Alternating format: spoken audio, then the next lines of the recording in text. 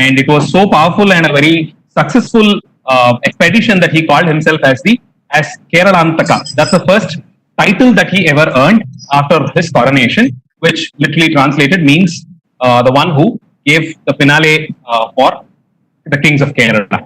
And so it was through Quilon that Shajuka enters the Chola land, and he speaks about how important cities were all sevenfold wall protected, surrounded by arcades. Now, the concept of having seven concentric walls to protect a city and build the complete city within these seven walls is something that has been an ancient Indian tradition. And so, traditional manuals on urban planning and town planning speaks about how a town should be surrounded by seven walls. A town should be made up of seven concentric walls, and how each community or a person practicing different professions can be a part of the identified corner within these seven walls. The most important places like the royal quarters are all in the center. So that's another clue that we get about how the traditions were. He also speaks about the war elephants, the groups which he calls as the real kings of the kings who were fighting wars. And it was again during the 8th century that it was the Swansha period there in China, and so the sovereign there sent a mission with pearl and other articles like perfume, gold, and other gifts as a tribute. And the interpreters here in the Chola court, translating their speech, said that they wish to evince the respect of distant nation from Chinese civilization. Apparently, all this is from the foreign notices of South India by K. Nilakanta Shastri. Dr. Madhu, 1 second. Sorry to interrupt you. How much time do you have more? Another 10 minutes. Is that fine? All right, because because it's only a question of trying to see if we need another extension. That's why we are planning. And I also would like to get Professor Kompi back. He's here. So we would like to get him back also. So 10 minutes is fine. Thank you. Sure. Sorry for the interruption. No problem, sir. And of course, we all know about this Shiva temple of that's seen in Kyon, and how the recent news about Tamil inscriptions there have made up. So, arguably, this is the last surviving Hindu temple in China, and the earliest construction phase of this temple is from the 7th, 8th century, roughly. Even a couple of centuries even before the Cholas became popular here. And around the 14th century, the temple has been well established and built into a complex network of several Hindu temples. And the iconography that have been discovered there are all from later Chola period, probably around the 13th or the 14th century. The Chola period, the mercantile group had the tradesmen basically were very powerful, and their contribution for the development of the Chola kingdom is to be appreciated. So you had different groups of tradesmen called as Tisai Ainutruvar or Ainutruvar Valangier. So these are all the number of the membership strength in each of the mercantile group and how they traveled in different directions. Each of the group had a licensed route to follow to carry on trades. So there have been a couple of these groups that have made up, they have traveled all the way up to China and have established links there. Now, international tradesmen like this will definitely need local accommodation and settling there. And this has probably gotten extended into a very firm settlement, which has led them to even build their own temples and follow their traditions there. And very importantly, the bilingual inscription about the consecration of the temple, which was in news very recently, and it's reference to a person called Sambandha Perumal Chakravartigal as the person who performed the consecration there. And there are several Hindu gods who have been identified. The four-handed female deity with attendants on either sides is basically an imagery of Durga. You can see what is of Kali. You can see what is called as the Jwala Makutam, or the crown that she wears is nothing but made up of goblets of fire. And so the pendant that kind of gets sandwiched between her bosoms, the drum that she holds, and the bell in her left lower arm, and the trident which is piercing through the body of a demon, who looks like a demon, getting crushed under her feet. So this is a very clear image of Kali. And you have other images, that of Narasimha, Shiva as Bhikshatana, and Krishna as Venugopala. Some of them are still in the temple and some of them are in the museum. This is the bilingual inscription that is very popular. So it's in readable Tamil. It speaks about how the deity's name was called as the deity who was enshrined there was called as Tirukantishwaram Udaya Nayanar. That's the traditional way the Chola people named their gods. So roughly translated, it is in the month of Chittirai, in the star was also Chittirai, which means it was the full moon night. And at that day, Tava Chakravartikal Sambandha Perumal, he has come forward to do all the sacrifices, the rituals, and got the deity of Shiva consecrated there. And so he's called, and it was with the permission of Chakais Khan, the Mongolian ruler then. And so the deity, the tradition of naming Shiva by the name of the patron has been there during the Chola period. For all you know, the main presiding deity in the big temple in Tanjavur, in all inscriptions of Rajaraja, is referred to as Rajarajishwaram Udaya Paramaswamy, which means the one who's enshrined in the temple built by Rajaraja. So here again, the god has been called the same way. So these are all very clear and undisputable examples of the Chola's influence here in China. A lot of excavations have happened there, especially till the 80s, and imageries of gods, artifacts, temple parts, and architectural motifs, ornamentation motifs, columns, door jambs have all been identified. It would be great if an organization like C3S works in getting at least a few snippets of this brought inside the textbooks, especially here in South India, to prove to establish the connect more academically. Finally, the Pandyas and the China. We all speak a lot about the Pallava and the Chola connect with China, but the Pandyas also have had their own pie in this. Chinese embassies have had active connection with the Pandyas, especially in the later phase of the Pandyas, that was around the 13th century, when there were enough political confusions that were going on here. There was one legitimate ruler, Kulashekara Pandya, and he was questioned, and he was brought into a lot of trouble by an illegitimate ruler from the same king, of course, called Sundara Pandya.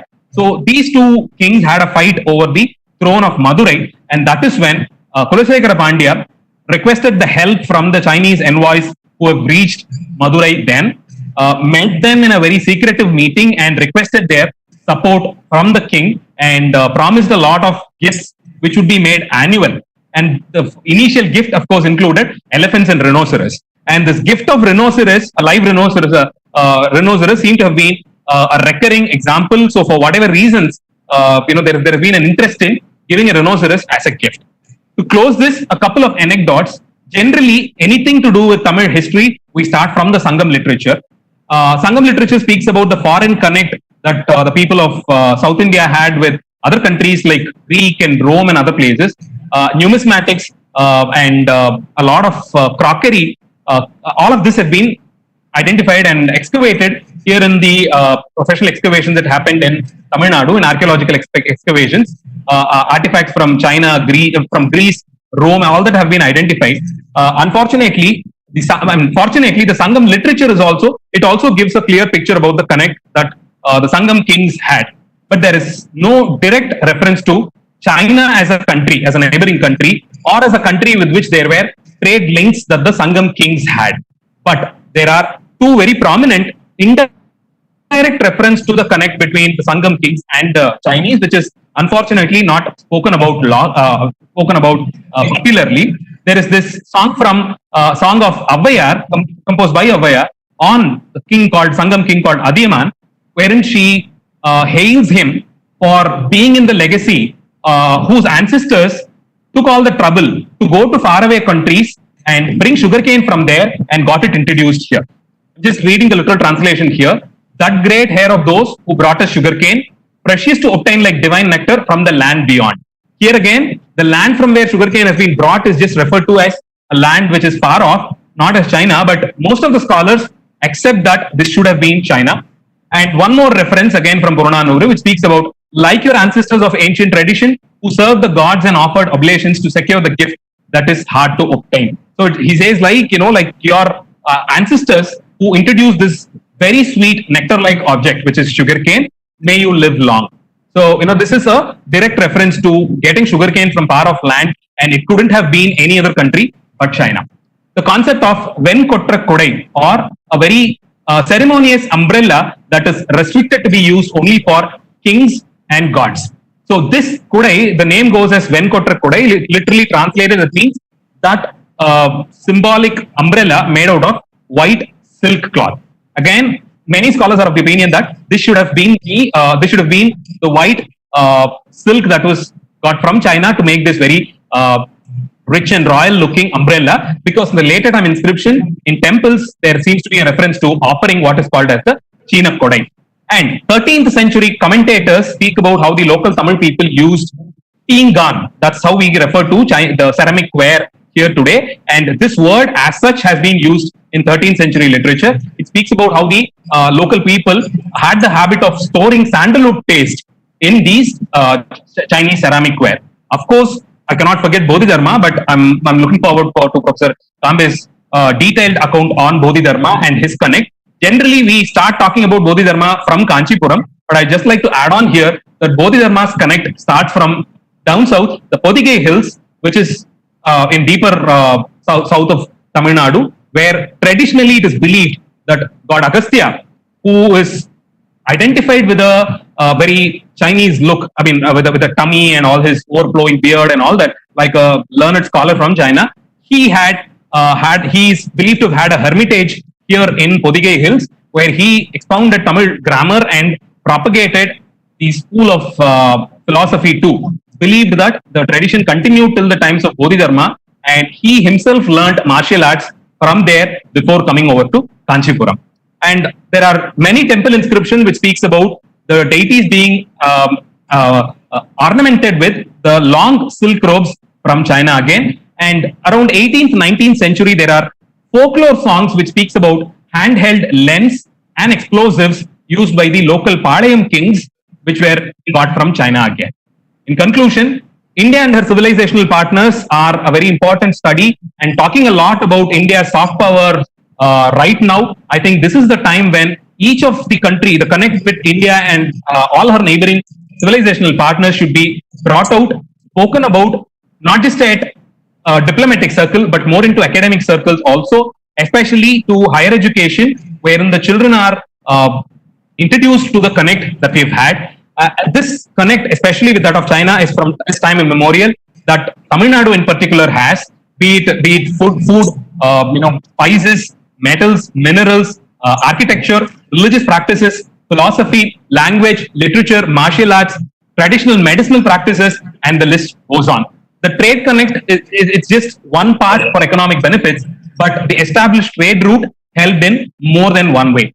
So soft power exchange has always been there. Unfortunately, not post 19th century. I think it's time to start talking about the past to see where the future can take us to.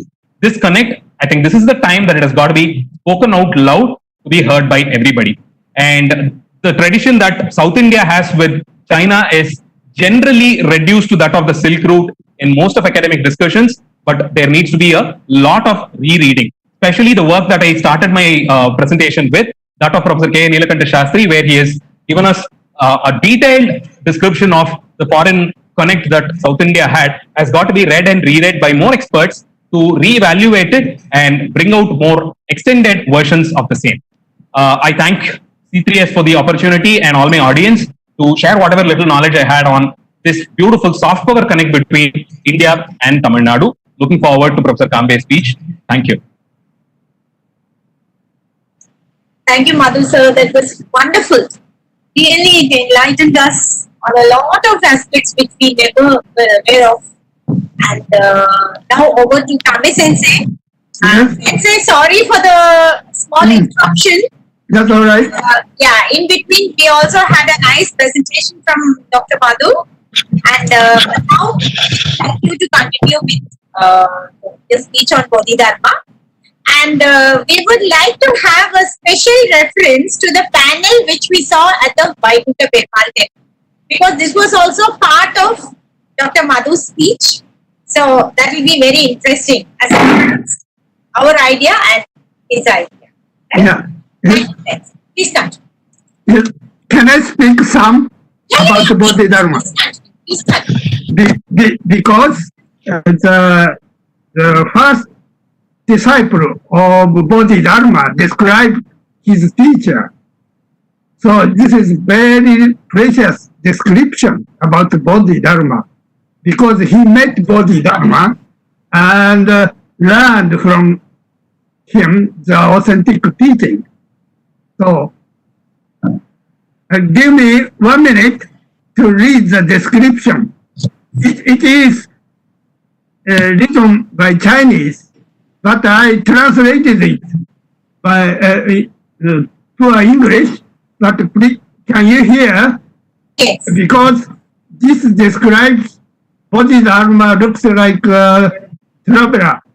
So the previous speaker told the panel at Vaikuntha temple, maybe merchant, Chinese merchant, but he looks like probably merchant, traveler, because, so I will read how he was described. So first disciple, monk Huik, described as follows. My Dharma teacher, Bodhidharma, embraced greatly enough the compassion and friendship of Mahamaitri Karuna over the world beings in India, within India. He decided to leave his home country, India, for China. His disciple, monk Huik, described this fact as follows. The teacher left West country and came to the East country. West country is India at that time. Nobody knows how many times of summer and winter he spent. He crossed oceans and steep mountains. Nobody knows how many difficulties and challenging places he crossed. For such monks traveling with Dutta practice, what was the trouble and pains for him? So amazed, the Chinese disciple was amazed at his teacher. And supreme way branches of diversity. This is what Bodhidharma told the disciple. Supreme way branches of diversity more and more. He worried about the fact that no one can meet this supreme way, and that one's wise eye get lost. Looking widely, scholars of teachings or are concerned about trifles or unimportant details and forgot the base root. Every teaching at that time is muddy teaching. Just following the flow stream only without going upstream, who can get to the fundamental source? If there exists, and Bodhidharma thought, if there exists one who is capable of receiving the supreme way, the one should be entrusted with an important mission. This is a noble mission of the Master, Bodhidharma, who came from the West with bringing the noble mission of Shakyamuni Buddha. This was described by his disciple. So, and this is the base of the image of Bodhidharma among the Buddhists in China and Japan. So there are still more, and also about martial arts. He left two texts, one for dhyana sitting, dhyana meditation, and another for martial arts exercise. And we now call that exercise body exercise. BODHI, body, not BODY, BODHI, body exercise, not martial art. So that's what I wanted to speak. Only one thing is the image at the Vaikuntha temple. Looks like, for Indian people, looks like Chinese, but for us Japanese, Buddhist, that image looks like Bodhidharma. Or the Buddhist traveling around without staying at the fixed space, temple. That's all. Thank you very much.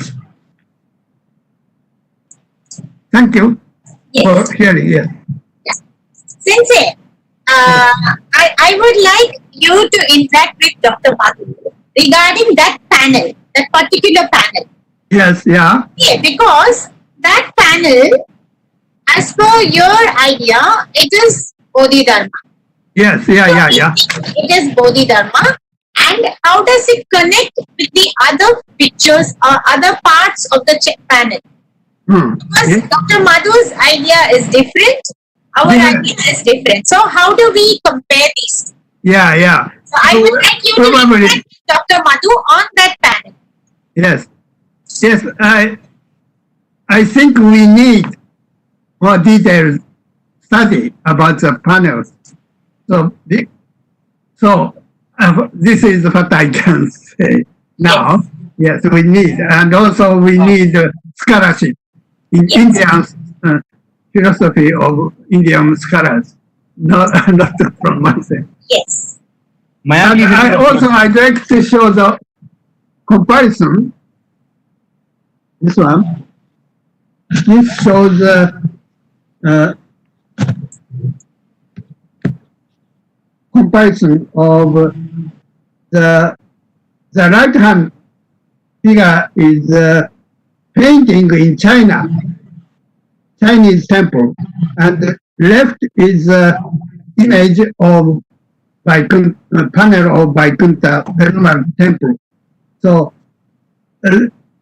I feel close similarity between the two images. That is only my source of thinking. Thank you very much.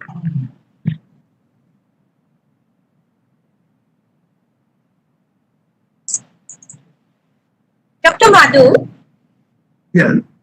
Yes, madam. yeah.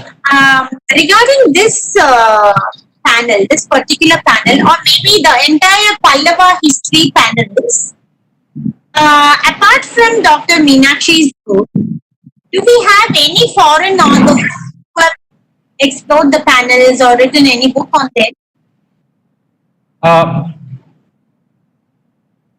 The way that this particular character in the panel has been identified as Xuanzang is very simple. Okay. The historic time period allotted to Bodhidharma is around the 5th, 6th century. Yes. Yeah, that is almost in the end of 5th century and early 6th century when he is believed to be there active. So the panels in Vaikuntha Perumal temple, let me talk about the other authors, but we generally prefer that of Dr. C. Meenakshi for a simple reason that all the hypotheses that she has put forward has been proven without an iota of doubt. So she has compared the chronological, the lineage that the Pallavas claim for themselves between various copper plates, where again the Pallavas have claimed this, and the series of inscription in this temple called Vayalur near Mahabalipuram, where again the Pallava lineage has been listed out by the Pallavas themselves. So she has compared all of this with the panels here. So the established lineage is perfect. That's one part. So there are not much of an ambiguity in it. So what is said in the copper plates, what is described in the stone inscriptions, and what is seen as bas-relief panels in Vaikuntha Perumal temple kind of matches by and large. So starting from Mahavishnu, the lineage, the panel goes one by one. And be it even these traditional characters like the celestial beings like Mahavishnu to Brahma to Brihaspati to Angiras, the Bharadwaja, and it goes on like that. So even that kind of matches with all the images that makes up the complete panel. So starting from there, the first Pallava kings entry, and from there slowly each phase is taken over. And where this particular panel of what is by and large accepted as Mahendravarma's coronation being attended by Xuanzang comes, the time period and the timeline perfectly matches with that of Mahendravarma. And as Professor Kambe said, for a Japanese, probably this looks Indian in nature, but thankfully not much of additions or corrections have happened by subsequent renovation works in Vaikuntha Perumal temple. Yes, The yes. features have been thankfully maintained the same way that the Pallava sculptor had left. Unlike the Kailasanatha temple, which has been repaired badly, the conservation here seems to be fairly good. And maybe because of the poor quality of lime plaster, it has all already fallen down, and the original image is, it is left untouched. It's not disturbed. So with those features, for an average Indian scholar would definitely consider it to look very Chinese in nature. And to add on to it, this umbrella which he carries, to which a fan is also attached. Now, those two are also important, features, and the traditional overflowing beard and the mush that accompanies it. Yeah, so it is based on all of these theories that we assume that the panel is that of Mahendra Verma's coronation, and the character there is that of Yuan Swan. So, below each of these panels, we see some inscriptions, right? So, is there any Very few. record? Not each of it, not all of it. Unfortunately, major part of it has been has corroded even before Dr. Meenakshi's time. So she has managed to identify a few panels and has documented that. So we have information from that. Uma, Professor Kombi wanted to chip in. She Yes, wanted sir. to say something. Yes, sir. Yes, Sensei. Please continue. Hello, Sensei. We can't hear you. Professor Kombi, we can't hear you. There's some problem with your set. Yeah. Please check your microphone. Yes. Yeah, we can hear you now. Please continue. Okay. Can you hear me? Yeah. Yes. We can hear you. Yeah. Please. Please continue. I don't see umbrella in this panel. So I think why this panel is understood Bodhidharma carrying, this person carrying umbrella. This is just a stick. And another question is in this Vaikuntha Perumal temple is showing the prosperity of Palava dynasty. Why Chinese merchant is shown in the precious panel? I don't understand the reason why Chinese is shown here. Was he so important? But in China, I have no information that China recorded about this fact.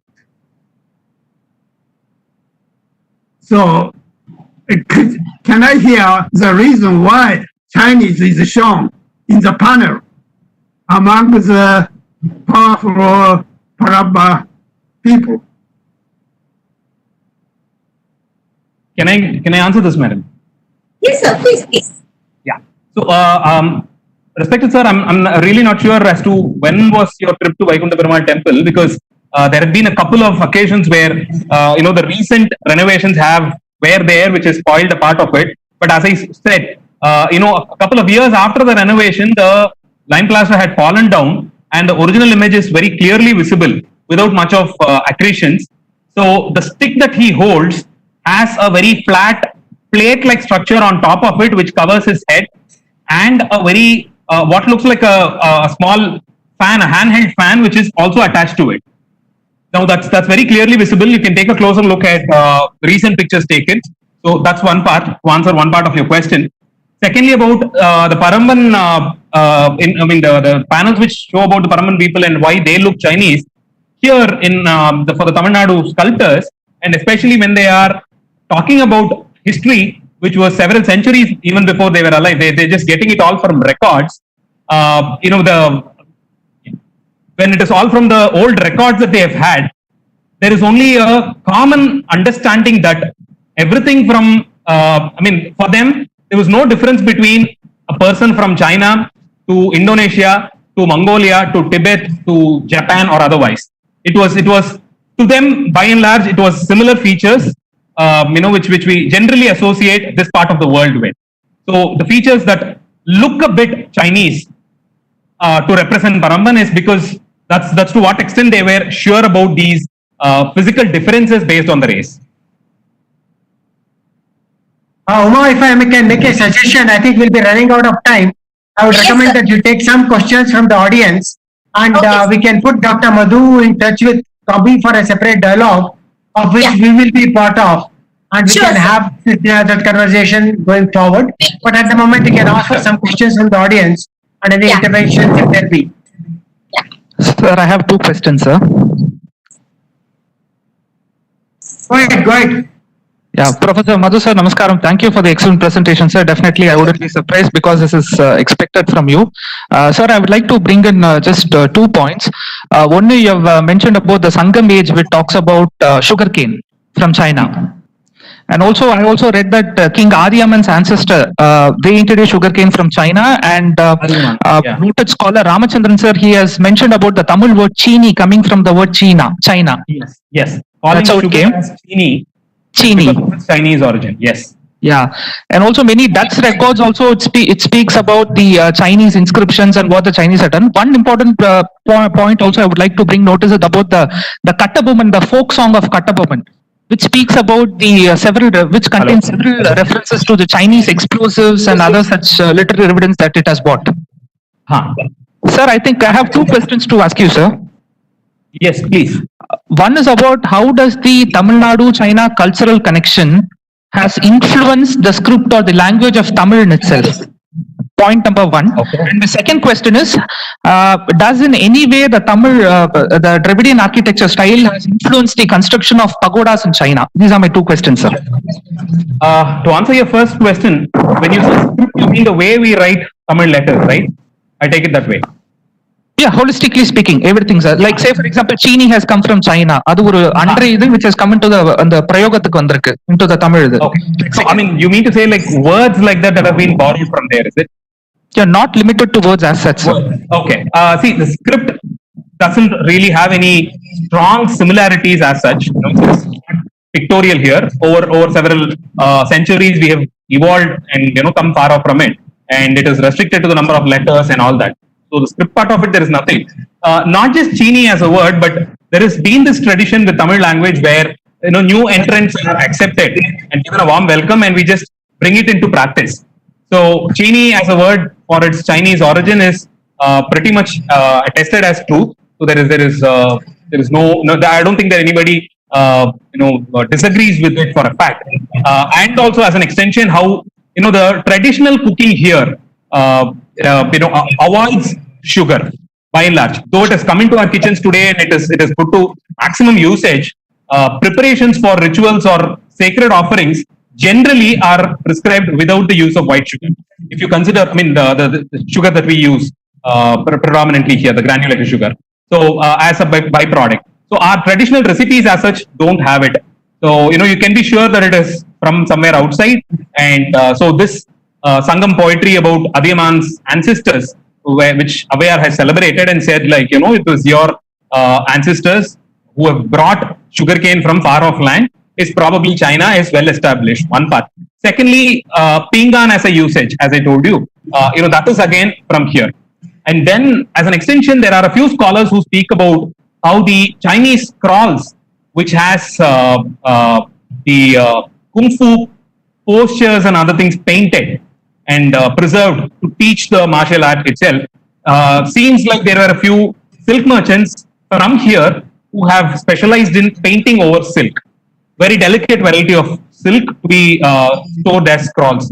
So that is again from here. So these are probably the other connects that you can try and extend and establish. Your second question on the influence of architecture, there is again like, there are similar features when it comes to structural load distribution and other things, because both the architecture aims at developing something that is vertically dominant. Unlike, the ancient structures, a few which are horizontal, both Chinese and traditional South Indian architecture is aimed at building something that is vertically dominant, be it the pagodas or here. So when they have these multi-tiered system, the structural load distribution system which is followed there and what is here is similar, except for the fact that they still continue using timber a lot, we've moved a little away from timber, but though timber is still used, not much. And when it comes to ornamentation of the interiors, yes, there are similarities. The paintings of the techniques used for mural painting on walls, there are similarities. So these are all from the architectural side. May I comment one about the name of China? Yes, sir, please. In Japan, in the past, we called China, not China, China in Japanese. So that is closer to China rather than China. Yeah, here again, all our colonial records calls it as China. China. And in casual conversation, also in local dialects, China is referred to as China in several Indian languages. Yes, I think closer to the old. Yeah, Bala, how much time do we have? Around 15 minutes left, sir. All right, okay. So I think we need to wind up in the 15 minutes. Umaji, maybe you can take another question or two. And let these be just pointed questions and not elaborate descriptions. Okay. And then Uma can wind up and then hand over to me so that we can wind up in time. So any more questions, Bala? Did you notice any questions there By others. by others? Can I ask Of course. one question Yeah, yes. to Dr. Madhu. Dr. Madhu. Madhu. I recently obtained this book, The Body of God, describing in details of Vaikuntha Perumal temple panels in the temple. So, and I tried to find the part describing that special panel, but I couldn't find it. So, could you comment about this book? I've gone through this book a couple of years back, and the author of this book has considered the temple, the sanctum sanctorum, and the three-tiered structure alone more important than the circumambulatory passage. So this particular panel that we have been discussing and identifying as who the particular character is has not been dealt with at all. And the author has tried to bring in the concept of traditional ritual manuals and the commentary on architecture in those manuals, and try to see how the complete structure can be compared with the divine embodiment of Krishna as the prime god. So he says the complete structure is the physical form of Krishna, and how the panels in the first and the second floors all matches with episodes from Bhagavata, which is the religious accounts on Krishna and his life and more. So the reference to this particular panel or the historic lineage of the Pallavas that are in the circumambulatory path hasn't been discussed much. Thank you. Thank you very much. Pleasure, sir.